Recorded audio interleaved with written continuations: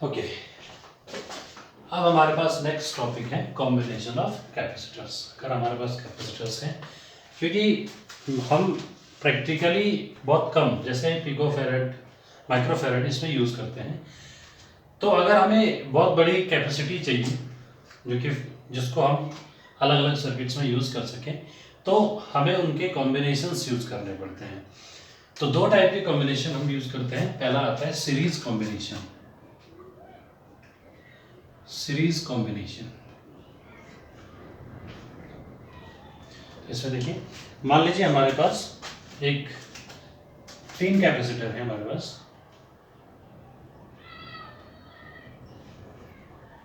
पहला कैपेसिटर, उसकी first plate 1 लिख रहा हूं इसमें, और इसकी सेकंड प्लेट। दूसरा कैपेसिटर कैसे सीरीज में जुड़ेगा? सीरीज में जब जुड़ने का कहने का मतलब है कि पहले कैपेसिटर की जो दूसरी प्लेट होगी वो दूसरे कैपेसिटर के पहली प्लेट से डायरेक्टली इस तरीके से जुड़ी हुई होगी। 1, ये पहला कैपेसिटर, दूसरा कैपेसिटर, पहले की दूसरी प्लेट दूसरे के पहले प्लेट से कनेक्टेड। ओके, तीसरा कैपेसिटर ये, और दूसरे की दूसरी प्लेट तीसरे के पहली प्लेट से कनेक्ट होगी। ये जो कॉम्बिनेशन होगा कैपेसिटर का, इसको हम बोलेंगे सीरीज कॉम्बिनेशन। और इसका पहले कैपेसिटर का फर्स्ट एंड हम जोड़ देंगे बैटरी के साथ, जहाँ से आपको पोटेंशियल मिलेगा, और ये आ जाएगा इस तरीके से। फर्स्ट कैपेसिटर, तो इसकी कैपेसिटी को हम C1 लिख देते हैं, इसकी कैपेसिटी C2 है, और इसकी कैपेसिटी C3। ओके, अब ये प्लस से जुड़ा हुआ है, तो इस प्लेट पर चार्ज कितना आएगा भाई? ये जो प्लेट है इस पे चार्ज प्लस क्यू आएगा। तो इसके सामने जो दूसरी प्लेट है इस पर इंड्यूस होगा charge minus Q. Inner and पे, इसके इनर एंड पे इस तरीके से है ना, ये है और ये। अगर हम इस पे इसको पॉजिटिवली चार्ज करते हैं तो ये वाला नेगेटिवली चार्ज हो जाएगा, और इसका फॉरदेस्ट एंड क्या हो जाएगा? पॉजिटिवली चार्ज हो जाएगा, जिसको हम अर्थ करते थे, अभी हमने पढ़ा था इसको। तो ये जब अर्थ ना होके दूसरे से कनेक्ट होके, तो ये पॉजिटिव चार्ज दूसरे पे चला जाएगा, यानी कि इसके इनर एंड में कितना हो जाएगा? Negative charge. जितना पॉजिटिव यहाँ होगा उतना ही नेगेटिव यहाँ पे भी होगा। ओके, अब फारदेस्ट एंड पे, बाहर वाले एंड पे प्लस था, तो वो डायरेक्टली कनेक्टेड है इसमें, तो उतना ही प्लस यहाँ चला जाएगा।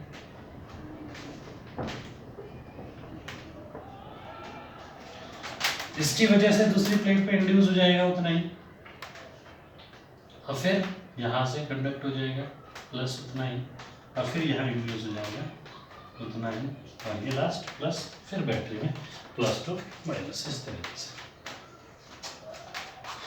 पहले वाले का कैपेसिटेंस C1 है, सपोज इसके अक्रॉस पोटेंशियल V1, इसके अक्रॉस V2, इसके अक्रॉस V3। जब सीरीज कॉम्बिनेशन होगा तो सीरीज कॉम्बिनेशन में पोटेंशियल क्या होगा?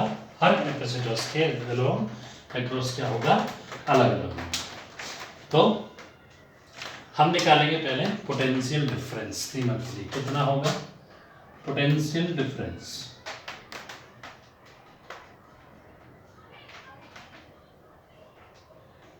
Across each capacitors।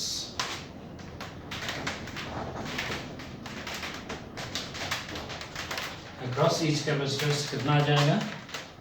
V1 इसके across C, Q equal to C V होगा, तो V equal to Q upon C हो जाएगा, तो ये आ जाएगा V1 equal to Q upon C1, V2 is equal to Q upon C2, and V3 is equal to Q upon C3। ये 3 चीजें हमारे पास। तो टोटल पोटेंशियल कितना होगा इस टोटल सिस्टम का भी? And total potential is equal to V1 plus V2 plus V3, okay, V1 plus V2 plus V3, तो V is equal to Q upon C1, Q upon C2, Q upon C3। Q को common ले लीजिए, 1 upon C1, 1 upon C2, 1 upon C3, तो Q यहाँ आ जाएगा नीचे, V upon Q is equal to 1 upon C1, 1 upon C2, 1 upon C3, okay. अब अगर हम इन तीनों की जगह एक इक्विवेलेंट रखें इसके कि जितना इन तीनों का कैपेसिटेंस है उतना उसका होगा, तो वो सिस्टम का हो जाएगा। तो इफ CS, इसको इक्वेशन नंबर 1 मान ली, CS is the equivalent capacitance, अगर C1 इक्विवेलेंट कैपेसिटेंस है तो क्या आ जाएगा, CS, C is equal to Q upon V, तो 1 upon CS is equal to, this implies 1 upon CS is equal to V upon Q, equation number 2 from 1 and 2। एक और 2 में क्या आ जाएगा, V अपॉन Q की जगह 1 अपॉन CS अगर हम लिखें फर्स्ट इक्वेशन में ये, तो 1 upon CS is equal to 1 upon C1 plus 1 upon C2 plus 1 upon C3। और अगर हम इसकी जगह 3 की जगह n कैपेसिटर्स लें, 1 upon CS is equal to 1 upon C1 plus 1 upon C2 plus 1 upon C3 plus 1 upon Cn, ये equivalent capacitance हो जाएगा n कैपेसिटर्स का जब हम सीरीज में जोड़ेंगे। तो ध्यान दीजिए इक्विवेलेंट कैपेसिटेंस कैसा होगा, यहाँ पे अगर हम रेसिप्रोकल्स ले रहे हैं तो इसका मतलब जो हमने इंडिविजुअल लिया है ना उससे क्या हो जाएगा, कम हो जाएगा, क्योंकि रेसिप्रोकल्स ले रहे हैं, सबके रेसिप्रोकल का ऐड कर रहे हैं, तो इक्विवेलेंट कैपेसिटेंस क्या हो जाएगा, कम होगा। ये आ जाएगा आपके पास सीरीज कॉम्बिनेशन ऑफ कैपेसिटर्स। इसमें जो इक्विवेलेंट कैपेसिटेंस होगा वो इंडिविजुअल से, जो इंडिविजुअल कैपेसिटेंस हम लेंगे उनसे भी कम होगा। मान लीजिए अगर हम इसमें 2 माइक्रोफैरड, 3 माइक्रोफैरड और 6 माइक्रोफैरड लेते हैं, तो सबसे कम जो होगा उससे भी कम वो टोटल इक्विवेलेंट कैपेसिटेंस आपका आ जाएगा। तो ये आ जाएगा सीरीज, ओके।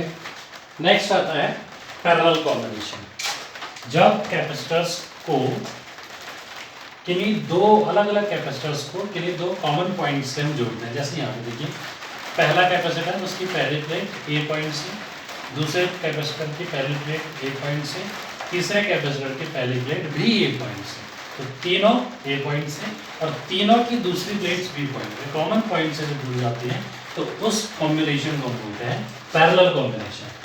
तो इस पैरेलल कॉम्बिनेशन में आप ध्यान दीजिए, क्योंकि A वाला जो पॉइंट है, इस पॉइंट पे A वाले पॉइंट पे जब चार्ज प्लस यहाँ पे, यहाँ से ये चार्ज क्या हो जाएगा, 3 पार्ट में डिवाइड हो जाएगा। 3 रास्ते हैं तो 3 पार्ट में डिवाइड हो जाएगा। यहाँ से कुछ पार्ट यहाँ, कुछ यहाँ और कुछ यहाँ। सपोज इसको Q1 चार्ज मिला, इसको Q2 मिला, इसको Q3 मिला, तो इंड्यूस होगा उतना ही नेगेटिव में, -Q1 -Q2 -Q3। इसका कैपेसिटेंस C1, इसका C2, इसका C3, और तीनों क्योंकि पैरेलल में है तो पैरेलल में पोटेंशियल क्या रहेगा, सेम। सीरीज में चार्ज सेम रहता है और पैरेलल में पोटेंशियल सेम रहेगा। तो यहाँ पर जब हम इसमें पैरेलल कॉम्बिनेशन के लिए इक्विवेलेंट कैपेसिटेंस निकालेंगे तो सबसे पहले हम क्या इस पे कैलकुलेट करेंगे, चार्ज, कि टोटल चार्ज कितना आएगा। टोटल चार्ज कैलकुलेट करने के लिए Q1 कितना होगा, Q2 कितना होगा, Q3 कितना होगा, वो सब हम निकालेंगे। तो चार्ज अक्रॉस ईच कैपेसिटर, हर कैपेसिटर के अक्रॉस चार्ज कितना होगा, Q1 आएगा C1 into V, Q equal to CV होता है तो C1 into V, Q2 C2V, Q Q3 C3V। तो टोटल चार्ज कितना हो जाएगा? Q is equal to Q1 plus Q2 plus Q3, यानी Q is equal to C1V C2V C3। Q is equal to V अगर हम common लें C1 C2 C3 आ जाएगा, तो V नीचे आ जाएगा। Q upon V is equal to C1 plus C2 plus C3 equation number 1। वहीं अगर हम इन तीनों की जगह पे एक कैपेसिटर रखें जिसको हम इक्विवेलेंट कैपेसिटर बोलेंगे, तो CS इज इक्विवेलेंट कैपेसिटेंस।